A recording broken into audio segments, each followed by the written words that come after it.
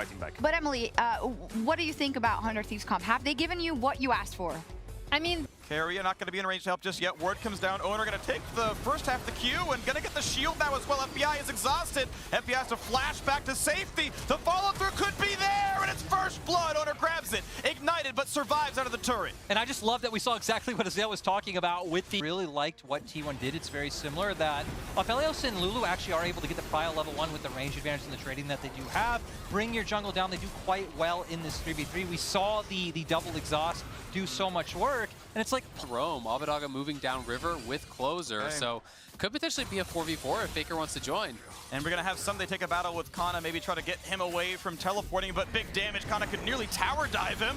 Tidal wave comes in. There's going to be a fight in the bottom side. No knockups really to be had. Gumayushi drops a bit low as the Lulu ult comes across. The flash follow, but he heals back up with the red ulti. Closer still wants in. Flash comes in, and they will get the rest of the damage. Finally, 1 kill on the board for 100 Thieves. Herald still gets rid of 2 plates in the bot lane. Man, that double...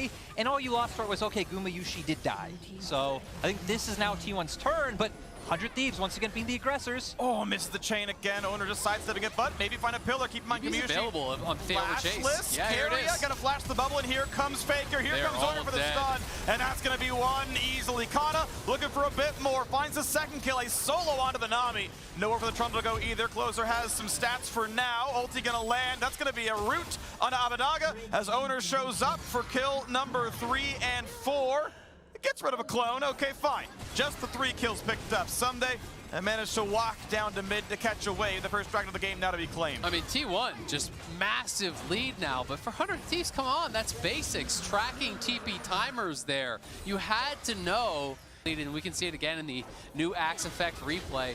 Once 100 Thieves are committed, it's that lane ward that is going to punish you every single time. Faker has the ulti. Someday was moving down, but you can't go for this play unless the Croc's already here. Exactly. It just like it was a bit of a timing prop. I get why they went for it when they did, for the fact that, okay, well, your jungler just went mid, you got the prio, this is when the timer's to walk down. But like you're saying, I mean, you're just running into a man advantage for the side of 100 Thieves. Some damage onto a turret waiting for the eye to be popped. And it won't quite be in smite range. Smite fight, and it is going to Owner. Thank you very much for the leash. Oh, Kana has flash ulti. Finds the stun. Big damage on the closer. Needs his ulti to come off now, but it's already deletion. Who he is gone. The rest of the bot lane already dead. Closer limping away with the slip of the health, but it's just everyone dying. Owner's on a killing spree. Faker spots it. Closer.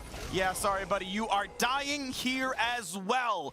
4-0 on the fight, and T1 are slaughtering. Overall, I feel like it's just been everything across the board for T1. Really nice early game pathing coming out from Owner. Nice early game plays. I love the draft overall. And the team fighting as well has been on point as Abadaga not going to get away. Faker going to heal in for the gold card to get into range. Abadaga going to go for the guesswork. Sorry, buddy. This time they found it out. And there is footage already, but T1 scouted the rest of this team by themselves. And here they are, back at Worlds. Oh, Faker did not scout out this play coming out from 100 Thieves, though. Good stun, good damage. Flash, maybe to safety. Not Closers here. Big shutdown on the Trundle. So a bit of gold back in the pockets, but it's still fighting down a nearly crushing that 10,000 gold difference. Someday, nearly done a turn. He's dead to this. Ulti, big stun, big heal. Gore Drinker, not going to be enough. Kana went for early grievous wounds that made the difference, and down goes Someday. Man, I mean, he is just so fed. 2.5 items, didn't even need to use the stopwatch there.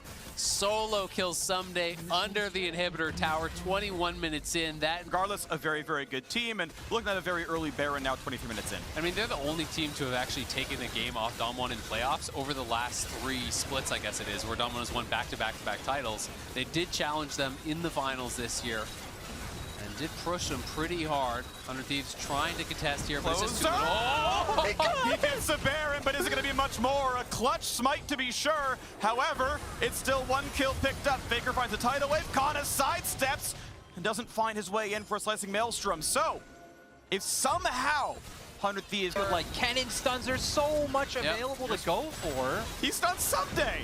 Bruh, you had vision. Click the other guy.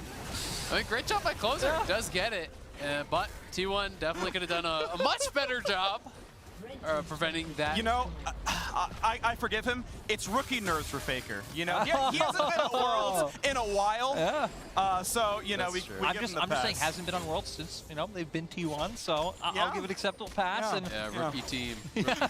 new team here at Worlds. And, you know, you did also just say Freak, a team much more known for their early game as compared to these later decisions. Yeah, just, I mean, it takes a lot of practice to know to stun the jungler outside the pit, so I forgive him. You know, it's the kind of stuff where, you know, it's happened before, so.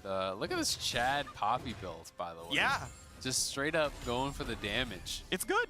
It is actually really yeah. good, especially if you have a strong early game, you know, and you are ahead of the pace of the game, which he was.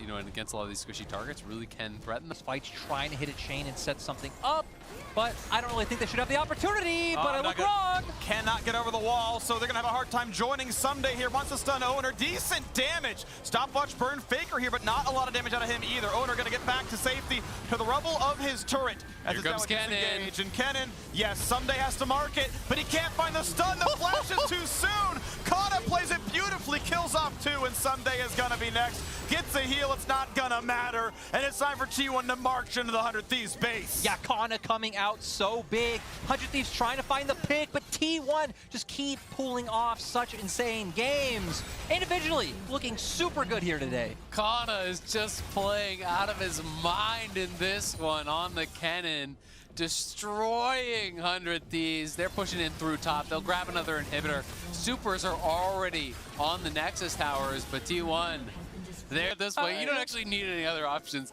We'll just give it to that one, but we can see Kana lighting him up here. He gets in behind, and 100 Thieves, once you're on the retreat, if you don't get an initial kill, the gold lead is just way too much. Like you have to try to burst someone down 100-0, otherwise you got no chance at all. You know, as the LPL caster watching the LCK versus LCS game, this gold lead. Decent damage on a carrier. They find one they for got nothing. it. Kana gets a stun onto the 2 frontliners as it is going to be Trundle dropping. It's a 4v4 doable. Gumayushi, he gale forces forwards and just finds himself the kill as the FBI try to open up but gets shut down instead. Huhi going to drop and Faker finds the kill onto Huhi. It's time to get away from this one. It's time for T1 to march straight down the mid lane. You know, 100 Thieves did everything they did with so much confidence. I kept believing they could bring it back, but T1 are just too far ahead. They have the death timers. They're going to be able to just push into the base and look for the close. Somehow a 2v4 defense has to happen as Carrier respawns inside the fountain. The stun to Abadaga. Faker a little bit low. Owner in there as well. Doesn't quite find the kill, but Gumayushi going to find himself the turret. And now the Nexus is open. The Nexus will drop. And T1 in under 30 minutes take down their primary competition and are in control of second place so far in the group. Well played game by T1. Pretty easy for them. They made it look. Winning on that bottom side, I really do think dismantled a lot of what 100 Thieves wanted to do here. Highly prioritizing this Lucian Nami. They first picked the Lucian. They had to blind top, so Someday was always going to be in a tougher matchup up on that top side.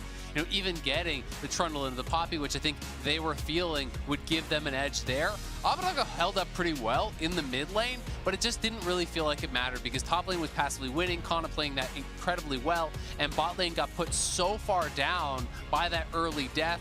The double exhaust actually came in pretty clutch, and FBI was put so far behind when his first buy is just a refillable and a pink ward, and you're locked in that lane for the next 5-6 minutes. They got nothing out of the early